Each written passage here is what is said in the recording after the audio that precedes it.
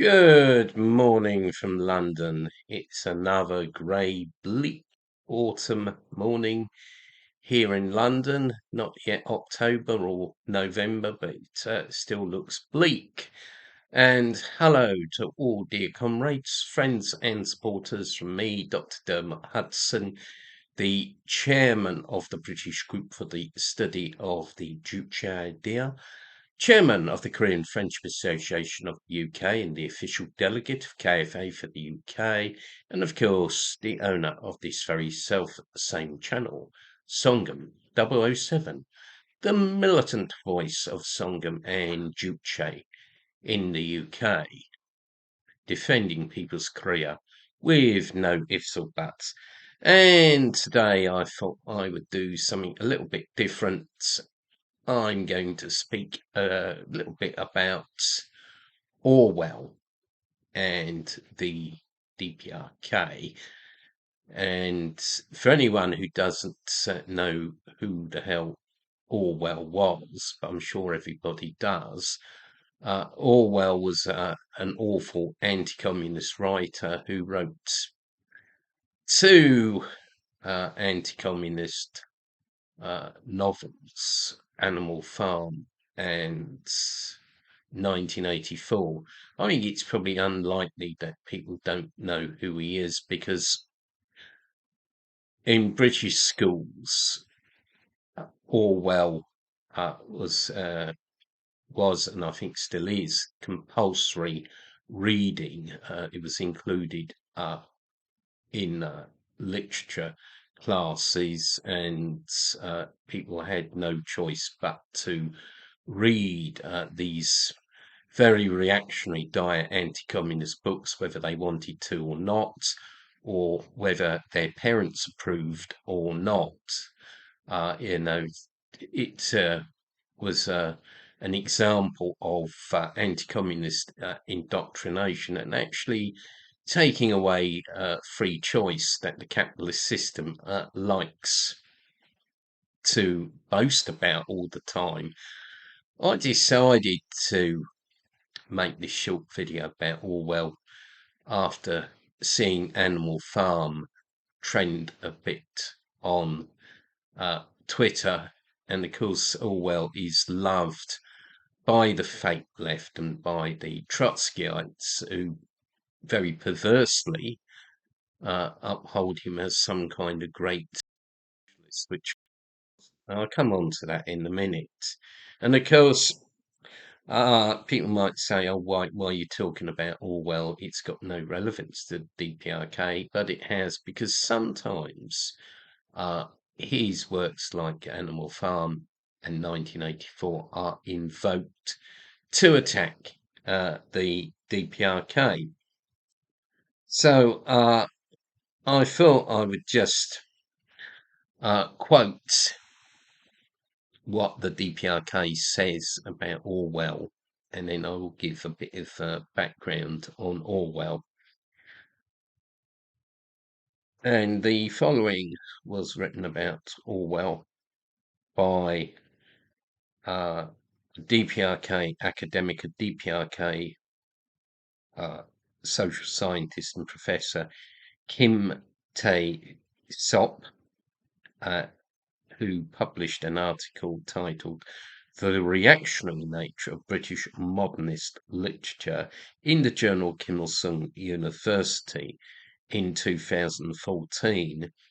And I would say I'm grateful to comrades in KFA Italy and the Milano Juche Idea Study Centre for making this very interesting piece relevant. So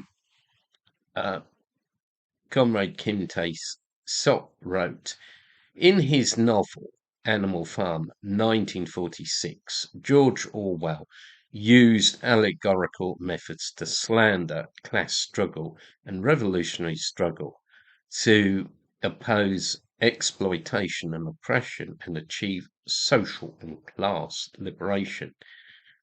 Orwell's other novel, 1984, published in 1949, directly attacked countries building socialism with malice.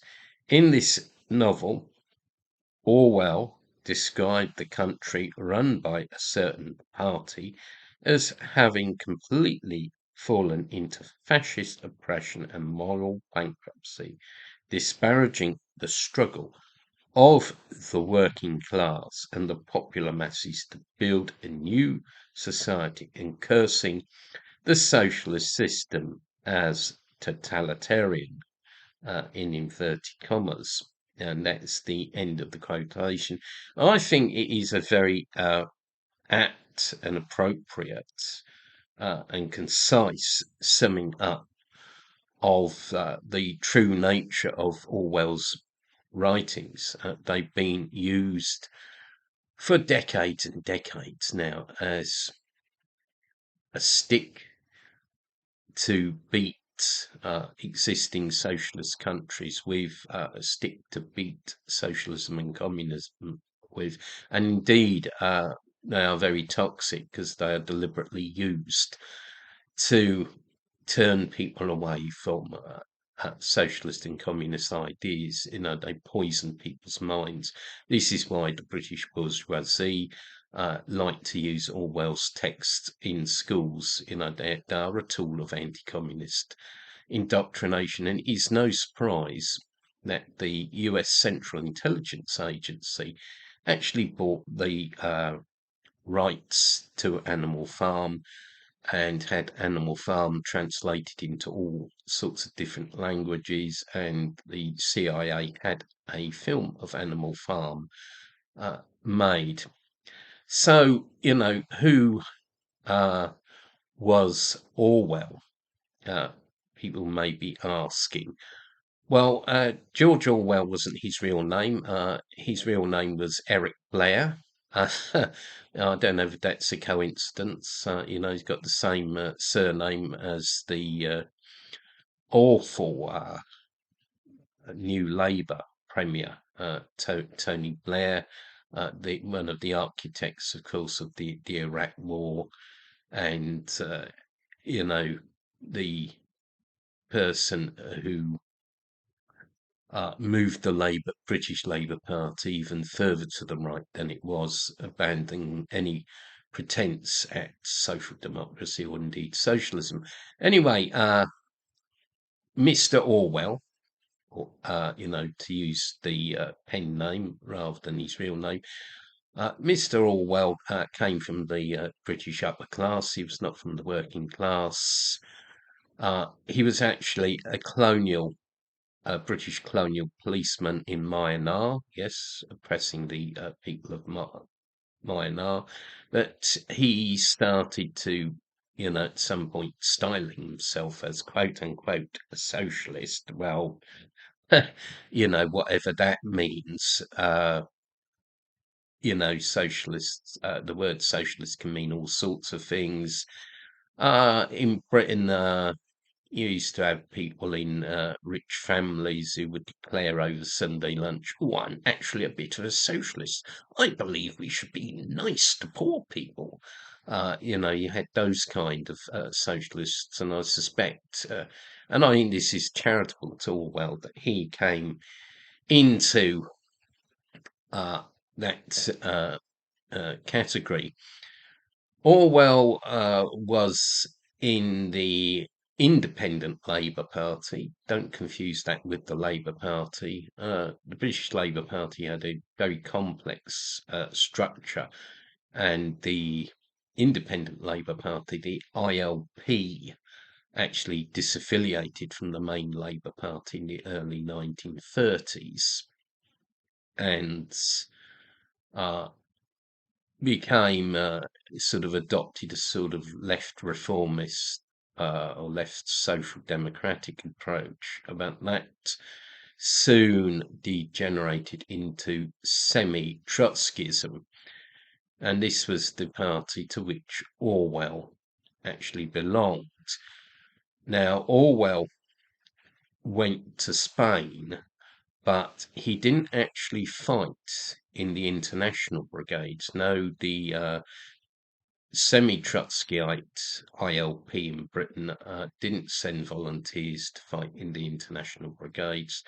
They sent volunteers to fight with the Spanish Trotskyites in the POUM. I hope I pronounced that right, and I'm sure Spanish comrades will correct me. I think translated that is something like the Unified Marxist Party of the Workers or something like that. And it's very telling that the term the fifth column actually comes from the Spanish Civil War and actually referred to the Trotskyites. A fascist general, when he was laying siege to a city, said, "We've got four columns outside the city. We've got a fifth column inside the city. It's the Trotskyists." And of course, in Spain, the Trotskyites, as elsewhere, acted as agents of imperialism and reaction. And of course, it was Mr. Orwell who was there supporting him. What is very significant is at the time, CPGB members in Spain, and this has never been fully documented, this has never come out, but I've heard this. CPGB members in Spain who were volunteers for the actual anti-fascist international brigades suggested that Orwell was in fact an MI6 agent. Indeed, later Orwell actually worked for MI5, the British Intelligence Service, which is tasked with quote unquote internal security, and also for the notorious Information Research Department, which was a body set up by the deep state to conduct anti-communist propaganda. And Orwell was quite a nasty bit of work. He was actually grassing people up to MI5. He produced lists of suspected communists and communist sympathizers in the arts and the media, and put several British writers on the list, basically dobbing them up to the authorities to get them blacklisted, get people sacked from jobs. In other words, Orwell was a real shit. One of the people he put on his list was the famous Irish playwright and writer, Ireland Shakespeare, in fact, Sean O'Casey, who was a communist and was on the Daily Worker editorial board for a time. And this revealed Orwell's deep anti-Irish racism. He had quite a feud with O'Casey, wrote a long essay denouncing O'Casey. And of course, one of the baddies in 1984 is an Irish person, O'Brien, who some people said was actually based on Sean O'Casey. So, Orwell was also a racist. And I actually read some of Orwell's other works when I was studying for my degree, history of English. Had an English literature component, so I read a couple of Orwell's works, and what came out, was complete contempt for the working class and poor. And I'm referring to The Road to Wigan Pier, where he gives very derogatory descriptions of working class people.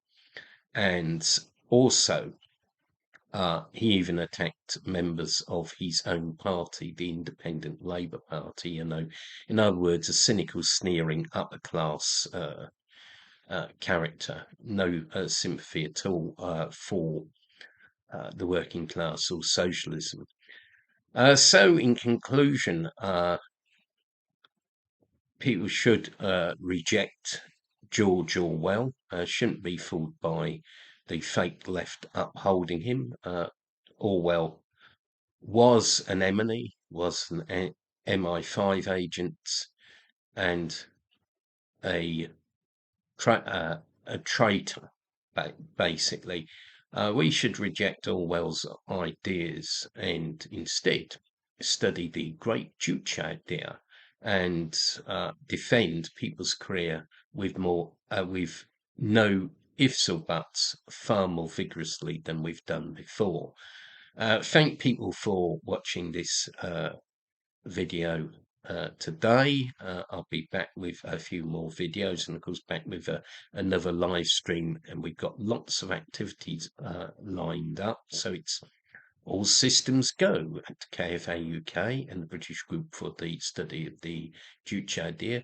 I hope more of you will participate in our work. You can also support our work in a number of ways. I've written many books defending people's career, and so have a couple of other authors in KFA UK and the British Group for the Study of the Juche Idea. And there's a few books also collectively written. It's going to be a link in the description to our publishing program. So please buy the books in big numbers. And you can also donate both KFA UK and to myself. And lastly, if you're not already a subscriber to the channel Sungam 007, please hit the subscribe button, share content from the channel as much as possible, particularly this video, because I think this is an important one. And we've also got the affiliated channel, Korean Friendship Association of the UK. Anyway, that's it for today. Have a great day if you can, and see you all again later. Goodbye.